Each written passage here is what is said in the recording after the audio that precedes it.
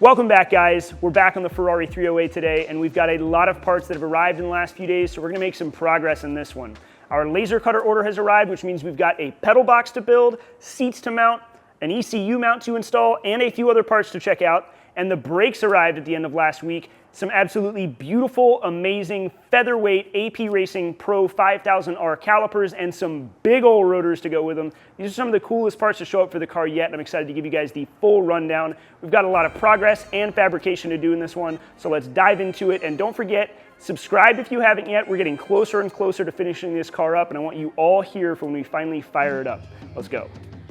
We're starting this one out with our order from Send Cut Send, which I promised an honest review of, and aside from finding that the packaging had come apart inside of the box it was shipped in, everything else seems to be in pretty good order. The parts look nice, the kerfing is good, and I can chalk the packaging issues up to bad handling during shipping. It took just under a week to get these parts, and I'm excited to show you guys what we're working with today. First on the list is the wing upright base plates and the wing uprights themselves, but I'm going to be saving these for a future episode, so stay tuned for that. Also made of aluminum is our ECU backing plate, which we'll touch upon later in the episode. We've also got all of the steel pieces for our pedal box, which we need to bend up and construct. And last are the seat mount plates, which we need to bend and bolt to the seats themselves. Let me show you how we're actually going to bend these and pull this off. Now, pretty much all of these steel parts need to be bent in one form or another. The seat mounts will need to bend here so that they can bolt into the floor and to the side of the seat, while all of our pedal box pieces will need either 1, 2, 3, or some of them need 4 bends. Now, technically, Send Cut Send will bend parts for you, but you have to pay for it, and I have a brake, so I don't need that. But I wanted to show you guys what I did. If you look really closely, you'll see that I put a very tiny cut mark in the perimeter of my piece, and there's one over here as well to show me exactly where to put it in my bender, or my brake in this case. And I've got them on all of the pieces, and it can be hard to see, but I've got them here. Let's see, I think this one actually has 4 of them. There's one here, and one here, here, and here. And it shows me exactly where to bend them, so I can just clamp it right on that line between those points in the brake and fold this the way that I want it to be without having to have kind of laser lines, score lines, or anything like that. Makes it very clean, simple, and it's an easy way to not have to come back with the part and kind of measure and draw lines on it on where to bend it. So that's my pro tip, is add little itty bitty cuts to the perimeter of the part that you wouldn't see otherwise, but are there so you know where to bend it. Now, because these are made of 1/8" plate steel, and because they're quite wide, they're not going to be very easy to bend. And because we don't have any spare parts, I took a lot of time to make sure our marks are lined up properly. I want to get these bends accurate. It's probably better practice to do this bending in one smooth motion, but as one guy working by myself, it's a lot easier to sort of yank these plates into place.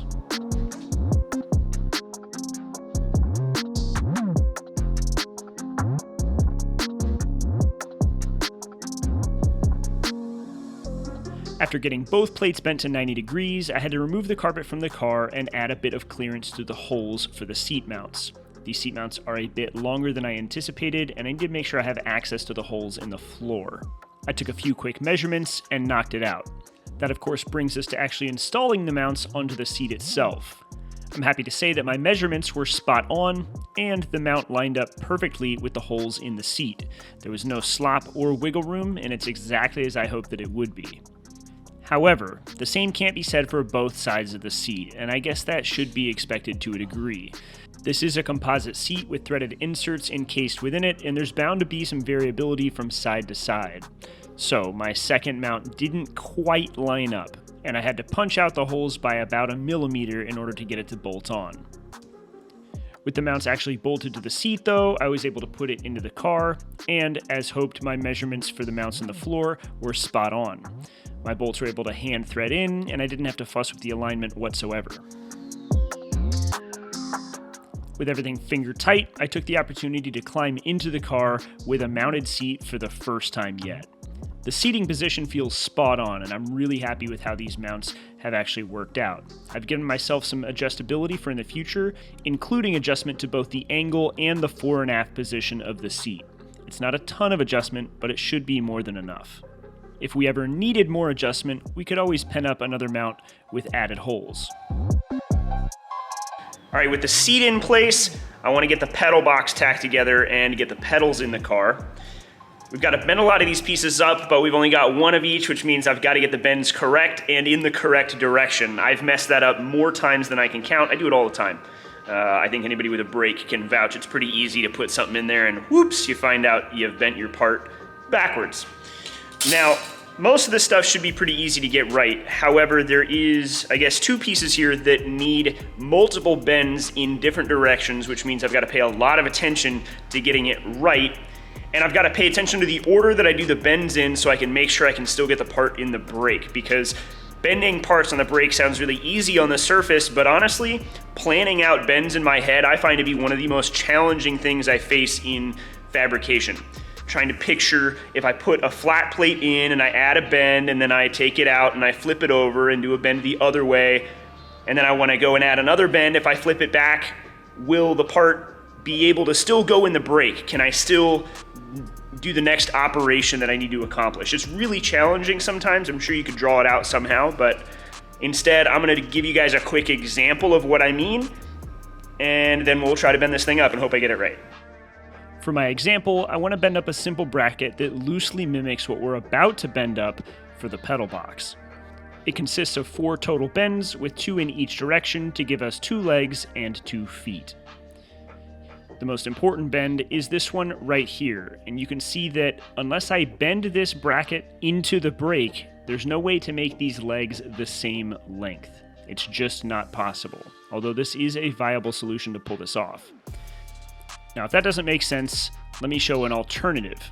If we want to make the same bracket, but change the order in which we bend this, you'll notice we can't even put it into the brake for the next bends.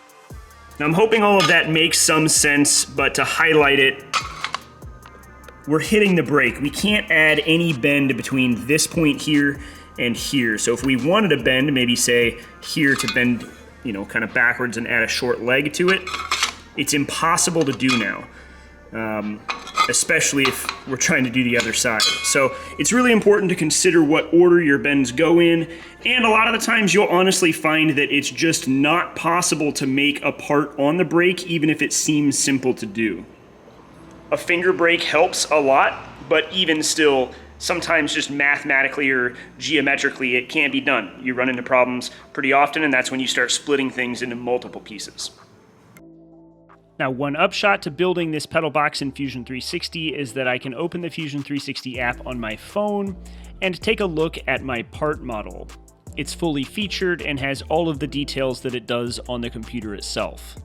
This will help me confirm which direction I need to bend each part and to make sure that I don't mess anything up, because as mentioned, we've only got one shot because we only have one of each part.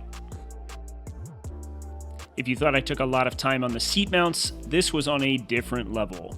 I was determined to make sure I got this as accurate as possible and spent considerable time making sure all of these bends were exactly where they should be.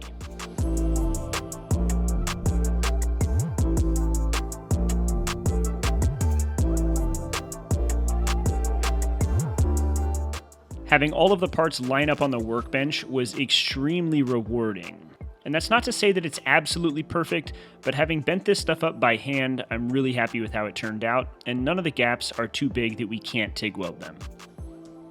I want to be very cautious and not weld this entire thing together, just in case there's going to be an aspect of it that we need to change. So instead, I simply took the time to tack all of the pieces one by one, so that we can mount the pedal box in the car and confirm that this will work the way that we want it to.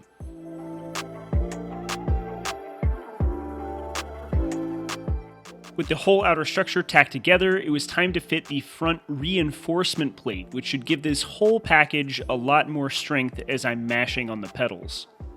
I had a lot of fear that this wouldn't fit after the rest of it went together, but thankfully it's just about there. I'll need to modify the base of this box just a tiny bit, and we'll be right where I want to be.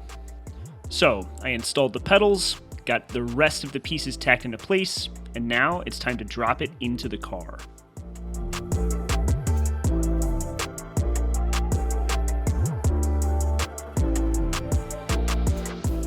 Maybe I got a bit lucky, but this time all of my measurements worked out and it bolted right into place, and I'm really happy with how this thing has turned out and how it fits in the car. Once it's all welded up, I'm eager to see how it performs structurally, and I'm hoping that it won't deflect very much, but I'm feeling pretty confident that this will be a good and usable brake setup. With the pedals hanging in place and the seat mounted in the car, once again, this thing is really feeling like it's coming together, and I'm loving the way that the inside of this car is turning out. It's a place I want to spend a lot of time in the future. Now we do have finish welding to do on that pedal box, but man, I'm so stoked with how it turned out, how it fits. It looks really good in there. I think that it looks like a professionally made part, if I'm gonna pat myself on the back a little bit. It just turned out great, and that's probably my biggest kind of CAD to real life project that I've done so far.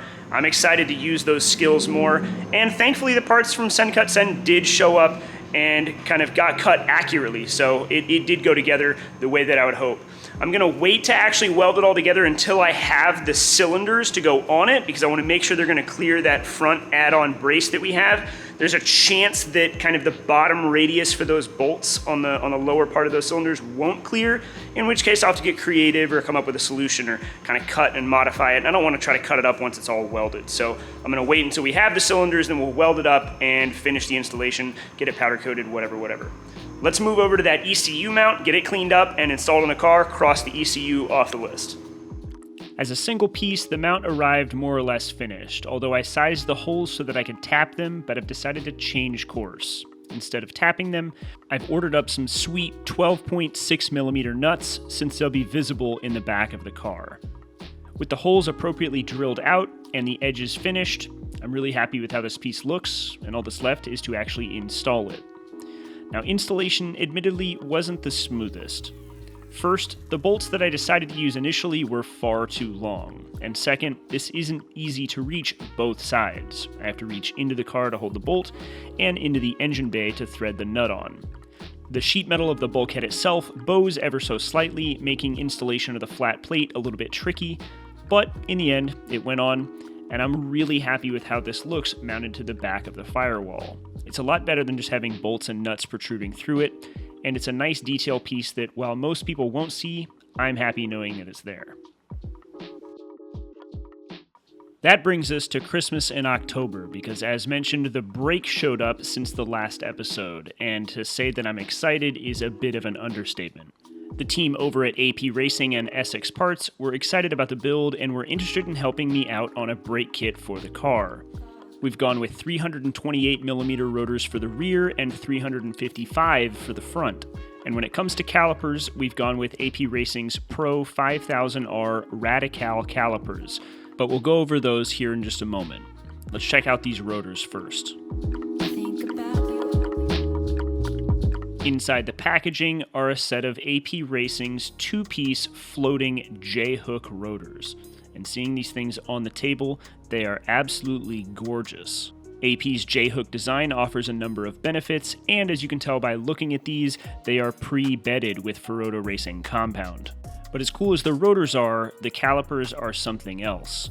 These are 4-piston Pro 5000R calipers, and they are AP Racing's entry-level but motorsport-grade calipers fit for competition use if you decide to use them in that fashion. It features a 2-piece forged aluminum body, and it's milled out to make it as light as possible. But if you thought this was cool, wait till you see the front rotors.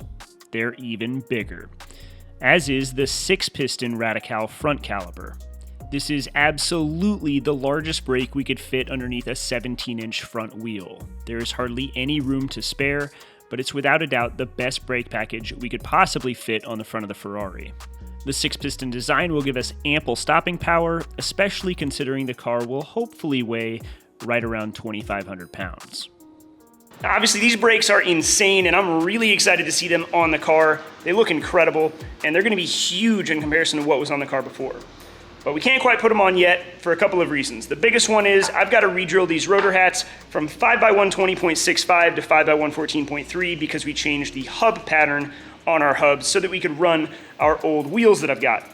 The other reason is because we don't have our wheels yet, I haven't fully welded all the control arms. I don't want to hang all this weight on them. We don't have one side of the car built until I'm able to confirm that the other side is good to go. So We really can't put them on the car, and even if we could, there's not much advantage we're gonna get out of it yet. We might as well let them sit on the shelf until we're ready to install and plumb and bleed and have them, fully finished up. Otherwise, they're just sitting on the car and doing nothing. So we'll get those done in a later episode once we actually get our wheels and can finalize all of the suspension, once we have our coilovers, things like that.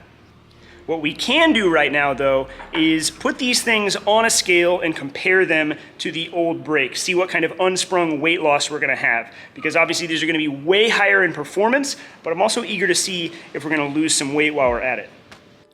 Now, admittedly, we're comparing two radically different brakes here, but it's all in good fun. The front caliper tallies in at 9.5 pounds, or for everyone else in the world, 4.3 kilos. It's about as small as a caliper could possibly be, so then it's quite surprising when we put the 6-piston on the scale.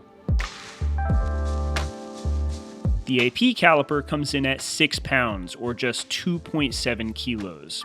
Quite a bit lighter than the factory caliper, especially given how much more stopping power we have available. For good measure, the rear caliper comes in at 4 pounds and 12 ounces, or just over 2 kilos.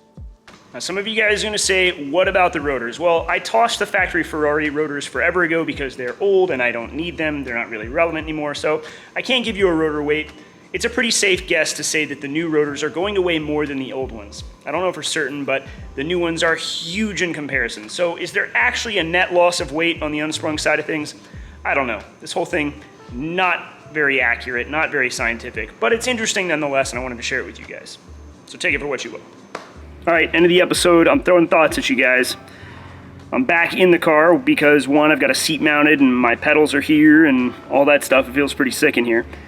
But I'm also brainstorming, trying to figure out how I'm actually going to fit with a helmet, because if you guys remember the last episode where I had the seat mocked up, you can see I've got some more room than I did before, and if I'm really leaned back in here, there's some room. It's present. But helmets are thick, and my helmet technically just grazes the top of this, especially if I bring my head forward like it is right now. Doesn't really fit comfortably, and I don't really like it. Now, I can't lower the seat anymore because I have to have room for the belts to pass underneath it. I could lean the seat back a touch and then scoot it forward, and I might see what that does, but I don't want to get too much kind of backwards inclination going on. So honestly, what I might do, as annoying as it will be, it's really not that big of a deal, is I might just pull the headliner out of the car when I go to the track and I'm going to be wearing a helmet. There's plenty of room in here for me when I'm driving around. Normally, the headliner comes out with 3 rivets per side, and if I can come up with a solution that doesn't need drilling it out every time, it really wouldn't be that big of a deal. If I come up with some sort of bolt-in solution and I can just pop it out in a handful of minutes, pull it out, go to the track, and put it back in when I'm done, that seems like it might be the most ideal scenario. I could take the headliner out and leave it out, but the skin underneath this is just hideous. There's so much just kind of scabbed in, welded in metal, and I think no matter what, I'd be unhappy with the way that it looked. The headliner doesn't weigh a ton. I think I'd like to try to find a way to keep it in here. So that's what I'm kind of considering now. But sitting in here, I can figure out exactly where I want the shifter, which is in line with the steering wheel. They're very close together. I can, at this point, I think pretty much realistically weld the shifter mount in and call most of the interior accessories that I'm going to need in here done. We can weld up the roll bar, I can bolt it into the car, we can get it powder coated, things like that. We'll have to get the seat mounts powder coated, to fold up the other seat mount, put the other seat in, get some belts, finish some carpet, paint underneath the carpets before we glue them down, flock the dash. We're pretty close. Oh, but that does remind me. In my last episode about the Ferrari, I told you guys where I was thinking about mounting this, which was kind of right here down beside me. And I completely brain farted. Some of you guys made very good points and you said, hey, you won't be able to look down there once you have a harness on and head restraint on, things like that, even just a helmet. And you're 100% right. There's no way that would work. It's not a safe place to put it. So I got to come up with something else. Now, theoretically, I could build something that kind of comes off of the dash, maybe something, that puts it out to here where I could effectively reach it when I'm strapped in, but I don't know, I don't really like the way that looks. Sorry, this camera work sucks in here. So I'm gonna keep brainstorming, see if I can come up with something. I might build some sort of tower that comes up in front of the shifter that puts it right there instead of coming off of the dash, but I don't know, maybe in front of the shifter, but mounted low where I can still reach it. I got to do some thinking, some brainstorming. Honestly, I'll probably have to build something, mount it in place, and see if I can reach it and I like it there. I don't want to have to divert my eyes too far from the road in order to use it. There's lots of stuff that's kind of going through my head to make that work. But that suggestion's all you guys. I'm glad I didn't spend a bunch of time making that without thinking about the fact that I wouldn't have been able to use it if it was here behind the shifter. So thank you guys. All right, we'll call that one done. Yet another episode with just a handheld outro. Hope you guys don't mind. But I'm gonna call this one a wrap. I hope you guys enjoyed it. Thank you as always for watching. Thank you for the support. I'm excited for Tuesday's episode. I don't even know whether it's gonna be more progress on this or progress on the Model A yet. We'll have to see if that engine shows up. But one way or another, we're gonna have some cool stuff happening, so make sure you come back. I'll catch you guys then.